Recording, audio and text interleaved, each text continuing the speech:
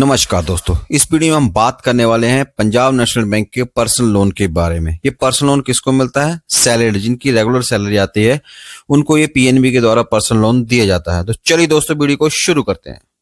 अभी बात करते हैं एलिजिबिलिटी की। सबसे फर्स्ट कंडीशन है कि जो सैलरी अकाउंट है वो पीएनबी में ही होना चाहिए। दूसरा है ऑल कंफर्म्ड एम्प्लॉय और परमानेंट एम्प्लॉय जो कि सेंटर, स्टेट गवर्नमेंट और पीएसयू, जिनके मिनिमम जो है 2 साल कंप्लीट हो जाने चाहिए, जिसमें इनका प्रीवियस एम्प्लॉयर की जो टेन्योर है वो भी काउंट कर लिया जाएगा अगर वो reputed company, institute, school, college, university, hospital या नर्सिंग होम में काम करते हैं। थर्ड वन है कि चेक ऑफ फैसिलिटी चाहिए और इसके अलावा स्टेट, सेंटर गवर्नमेंट के अलावा जो बाकी एम्प्लॉयज हैं उनके लिए जो है मिनिमम 3 साल की सर्विस होनी चाहिए।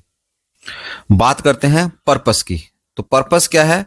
किसी भी टाइप के जो है पर्सनल एक्सपेंसेस हो सकते हैं, पर्सनल नीड हो सकती है, जिसमें कि मेडिकल एक्सपेंसेस हो सकते हैं, मेडिकल ट्रीटमेंट अपना या अपने किसी फैमिली मेंबर का, मैरिज ऑफ सेल्फ हो सकता है, सन की मैरिज, डॉटर की मैरिज, इसके साथ साथ एजुकेशन ऑफ बर्ड्स, कोई भी जो है डोमेस्टिक या आपने फॉरेन ट्रैवल करना है उसके जो सारे एक्सपेंसेस हैं उसके लिए जो है लोन इसी स्कीम के अंदर दिया जाता है। बात करते हैं क्वांटम ऑफ फाइनेंस कि कितना लोन मिल सकता है। फर्स्ट वन कंडीशन है कि इसमें जो आपकी ग्रोस मंथली सैलरी है उसको 24 टाइम्स, अगर मान लो आपकी 1 लाख है तो उसको 24 से गुना कर लीजिए तो वो होगा 24 लाख। दूसरी कंडीशन है कि मैक्सिमम 20 लाख ही मिलेगा, 20 लाख से ऊपर लोन नहीं दे सकते हैं। और थर्ड वन जो है depending upon the repayment capacity, जो आपकी रीपेमेंट कैपेसिटी होगी ईएमआई एनएमआई के रेशियो, उसी के हिसाब से जो आपको लोन सैंक्शन किया जाएगा। अभी बात करते हैं मार्जिन की। तो जो इसमें पर्सनल में मार्जिन है वो नील है।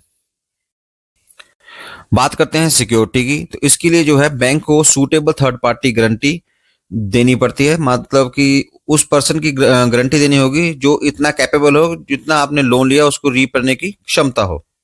अगर आप जो पर्सनल लोन टर्म लोन के रूप में लेते हैं तो आपको मैक्सिमम जो है 72 मंथ्स में 72 ईएमआई में लोन को रीपे करना होगा। और जो लोन की रीपेमेंट है वो नेक्स्ट मंथ 1 महीने के बाद शुरू होती है। जैसे मान लीजिए आपने इस मंथ आज 26 अप्रैल है, आज आपने लोन लिया है तो आपकी जो ईएमआई है वो मई से शुरू होगी, 26 मई या 27 मई से शुरू होगी।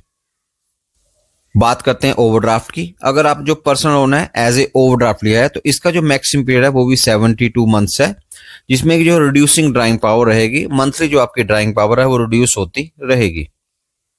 हैं रेट ऑफ इंटरेस्ट की कि पर्सनल लोन में रेट ऑफ इंटरेस्ट कितना पड़ेगा। अगर जो आप डिफेंस, पैरामिलिट्री में जॉब करते हैं तो आपको जो rate of interest term loan लेंगे या ओडी आपको पड़ेगा 12%।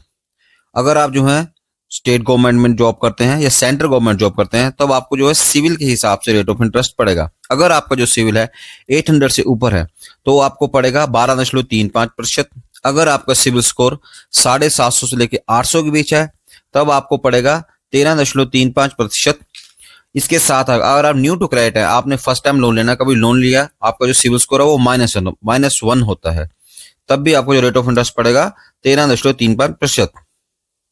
अगर आपका सिविल स्कोर 680 से 749 है तब आपको जो रेट ऑफ इंटरेस्ट पड़ेगा 14.60%।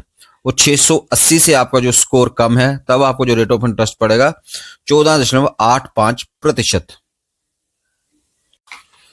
अभी हम देखेंगे रेट ऑफ इंटरेस्ट उन एम्प्लॉयज के लिए जो कि कॉर्पोरेट में काम करते हैं और वो एम्प्लॉय जिनका जो है सैलरी अकाउंट पीएनबी में नहीं है, किसी और बैंक में है, उनको रेट ऑफ इंटरेस्ट कितना पड़ेगा।